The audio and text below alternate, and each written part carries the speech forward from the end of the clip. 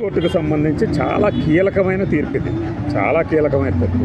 కోర్టుకు సంబంధించి కాదు, మనుషులకు సంబంధించి, అరెస్టులకు సంబంధించి. ఏంటంటే జస్టిస్ గవాయి గారి నేతృత్వంలోని యొక్క ధర్మాసనం, మీరు నిందితులను అరెస్ట్ చేస్తున్నప్పుడు వాళ్ళకి ఏ నేరం చేశారని అరెస్ట్ చేస్తున్నారో పోలీసులు ఖచ్చితంగా చెప్పాలి అని రూల్ పాస్ చేసింది.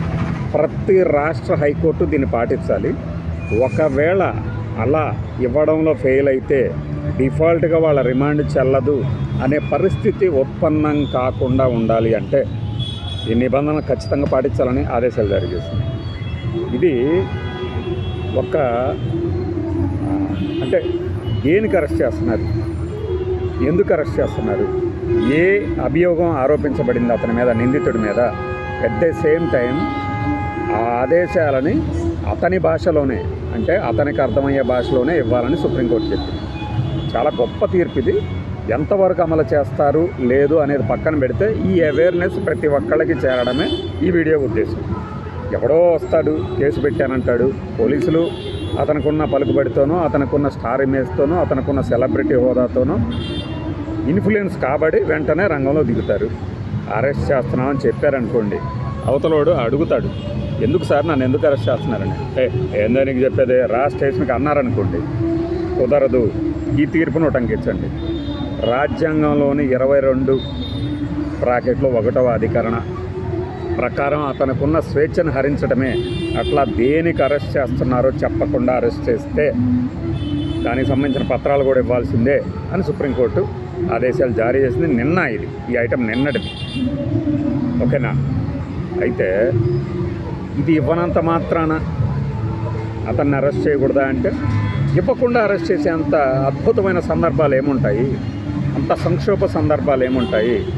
టాడా యాక్ట్, ఈవెన్ ఉగ్రవాద నిరోధక కార్యకలాపాలదైనా సరే నీ దగ్గర ఒక సెక్షన్ ఉంటుంది కదా, నువ్వెందుకు అరెస్ట్ చేస్తున్నావు చెప్పాలి కదా పలానా నిందితుడిని. ఇది ప్రజల హక్కుల్ని కాపాడటం అవుతుంది సుప్రీంకోర్టు ఖచ్చితంగా. ఈ తీర్పు ఇంకొకటి, కనీసము నువ్వు అరెస్ట్ చేసే సమయంలో కాకపోయినా కోర్టు ఎదుట హాజరుపరిచే 2-3 గంటల ముందైనా సరే చెప్పాలి అనేది ఇంకొక సూచన సుప్రీంకోర్టు ఇచ్చింది. సో ఇకపై ఏంటంటే ఏ అరెస్ట్ జరిగినా అతని మీద ఆ సెక్షన్ ఏంటి, ఏమేమి అభియోగాలు ఉన్నాయి అనేది తెలియకుండా అమాయకంగా అరెస్ట్ కాబడి జైల్లో మగ్గిపోవాల్సిన అవసరం అయితే ఉండదు.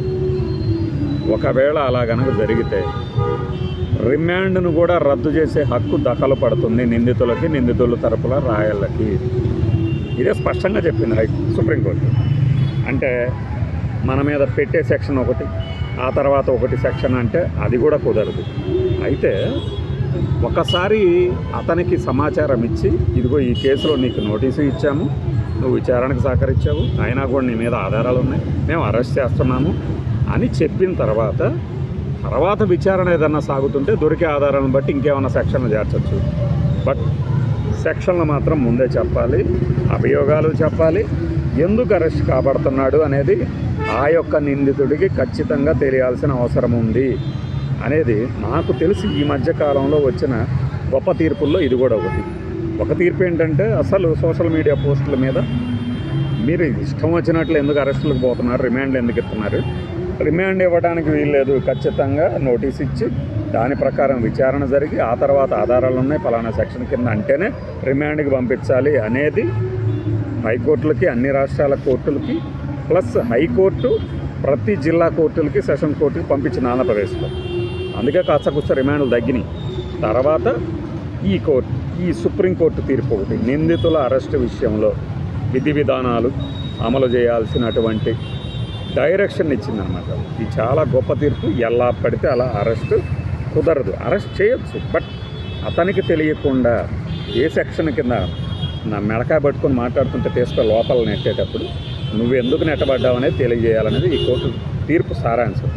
ఇది అందరికీ చేరాలి. ఇలాంటిది ఈ అవేర్నెస్ అందరిలో రావాలి. దాని అర్థం నిందితుల తరపున ఉండటం కాదు, హక్కుల్ని కాపాడుకోవటం. రైట్.